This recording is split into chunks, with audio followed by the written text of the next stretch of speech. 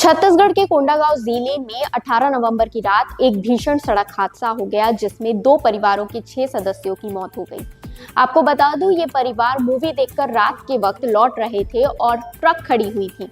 उसमें जाकर स्पीड में जो स्कॉर्पियो थी वो टकरा गई, जिससे मौके पर ही 6 सदस्यों की मौत हो गई, जिनमें से 5 की पहचान हो चुकी है और बाकी लोग गंभीर रूप से घायल है, जिन्हें जगदलपुर के अस्पताल रेफर किया गया है। जैसे ही पुलिस को सूचना मिली, पूरे क्षेत्र में अफरा तफरी मच गई। इसी के साथ आपको बताती हूँ कि कौन वो 5 लोग हैं जिनकी पहचान हुई है। उनमें से लखन माड़वी, भूपेंद्र माड़वी, रुपेश माड़वी, नूतन मांझी, शत्रुघ्न मांझी और एक की पहचान अभी होनी बाकी है, जिस पर काम किया जा रहा है। फिलहाल बताया जा रहा है कि बाकी लोग गंभीर रूप से घायल है और ये जो दुर्घटना हुई है वो स्पीड गाड़ी चलाने के कारण हुई है। इसलिए कहा जाता है कि आप सतर्क रहे और जब रात के वक्त आप गाड़ी चला रहे होते हैं तो धीरे चलाइए, जिससे इस तरीके की दुर्घटना ना हो।